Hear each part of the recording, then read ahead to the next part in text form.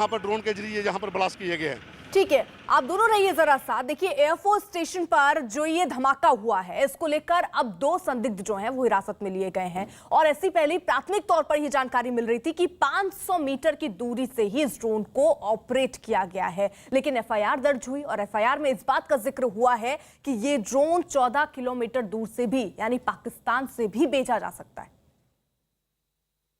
Jammu technical airport मामले में एक नया खुलासा हुआ है। सुरक्षा एजेंसियों को पता चला है कि जो ड्रोन वहां पर भेजे गए थे वो इस इलाके से कहीं ऑपरेट हो सकते हैं। सूत्रों के अनुसार रोहिंग्याओं का एंगल भी देखा जा रहा है, क्योंकि यहाँ पर एक बस्ती रोहिंग्याओं की है और यहीं से अगर बात करें तो ये बिल्कुल जहाँ कैमरामैन आपको दिखा रहे हैं, जहाँ से 500 मीटर दूर जो एयरपोर्ट है, टेक्निकल एयरपोर्ट, आप देखिए वहाँ से अभी भी फ्लाइट एक निकली है। तो ये एरिया अगर हम बात करें तो ये 500 मीटर की दूरी के ऊपर है जहाँ से टेक्निकल एयरपोर्ट, और माना जा रहा है कि जो ड्रोन जो वहाँ पर जो ऑपरेट हुए हैं वो इस इलाके से हो सकते हैं, क्योंकि सीमा पार से ऑपरेट कर पाना ड्रोन को बहुत मुश्किल था। जो ट्रिगर को वहाँ पर जो दबाए गए और उसके बाद जो ब्लास्ट हुए हैं वो इस इलाके से ऑपरेट किए गए हो सकते हैं, और जिसे देखते हुए 2 लोगों को इसी इलाके से एनआईए ने डिटेन किया है, जहाँ पर कुछ रोहिंग्या जो हैं वो रहते हैं और सुई उसी तरफ जा रही है कि कहीं ना कहीं उनका हाथ यहाँ पर हो सकता है, क्योंकि पाकिस्तानी खुफिया एजेंसी ISI अब रोहिंग्यों को अपने पे रोल पर ले रही है और इस तरह की वारदात के लिए उनको इस्तेमाल किया जा सकता है। जो शुरुआती जांच में पता चला है कि रोहिंग्यों का भी इसमें एक अहम रोल हो सकता है, जो यहाँ पर जो ब्लास्ट हुए हैं जो ड्रोन के जरिए। तो सुरक्षा एजेंसियों ने यहाँ से 2 लोगों को पकड़ा है। इसी इलाके से बेली चलाना इलाका है जम्मू का। कैमरामैन राजीव के साथ पवन शर्मा, न्यूज़ 18 इंडिया, जम्मू।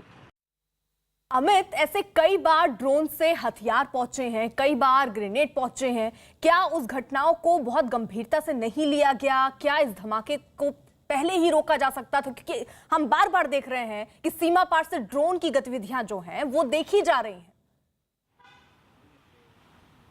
जी, ऐसा नहीं है कि इन घटनाओं को गंभीरता से नहीं लिया गया। ड्रोन को देखते हुए भारत सरकार की ओर से एंटी ड्रोन पॉलिसी भी यहाँ पर बनाई गई है। अलग अलग सुरक्षा एजेंसियों ने यहाँ पर इसको लेकर अलर्ट किया गया है और इसीलिए ये दिशा निर्देश दिए गए हैं कि एयरपोर्ट है, एयरपोर्ट के आसपास जो ड्रोन है, ड्रोन संचालन बेहद ही सीमित अंदाज में होगा और अप्रूवल के बाद ही ड्रोन का संचालन किया जाएगा। लेकिन आतंकी हर बार हर नीतियों का अलग से तोड़ निकालते हैं और ये जो पूरी की पूरी घटना है ये एक नापाक कोशिश है, खौफनाक साजिश है यहाँ पर।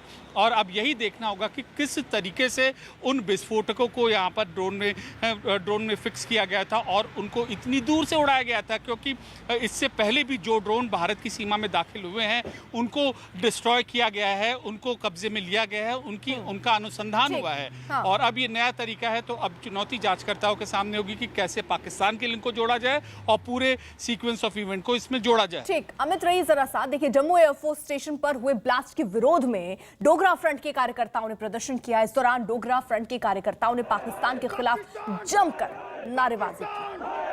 पाकिस्तान पाकिस्तान पाकिस्तान पाकिस्तान पाकिस्तान पाकिस्तान पाकिस्तान पाकिस्तान पाकिस्तान पाकिस्तान। पवन, यानी डोगरा फ्रंट के जो कार्यकर्ता हैं वो सड़कों पर उतरे हैं और सीधे तौर पर विरोध पाकिस्तान का। हाँ बिल्कुल, देखिए पाकिस्तान का हाथ इसमें साफ दिख रहा है और यही कारण है कि डोगरा फ्रंट के लोग और शिवसेना के लोग ये दोनों प्रोटेस्ट कर रहे हैं पाकिस्तान के खिलाफ।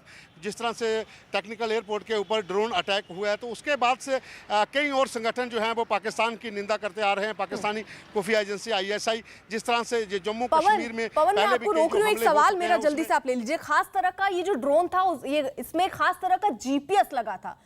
क्या जानकारी इस ड्रोन के बारे में जिससे हमला हुआ है मिल पा रही?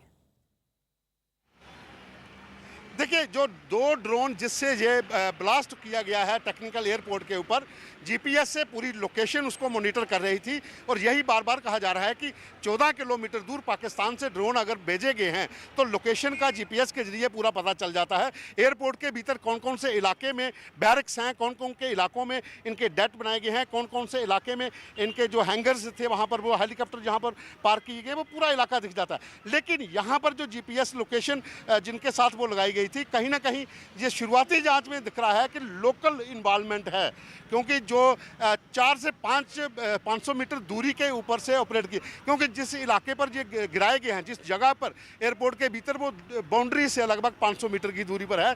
बाहर से वहाँ से फेंका जाना असंभव है, लेकिन ड्रोन के जरिए फेंके गए हैं, तो ड्रोन में जीपीएस था, तो कहीं ना कहीं लोकल इन्वॉल्वमेंट है, और यही कारण है कि 2 लोगों को जो डिटेन किया गया है उनसे ही खुलासे हो रहे हैं। यानी देखिए अब लगातार जांच चल रही है किस तरीके के तार इससे जुड़े हुए थे।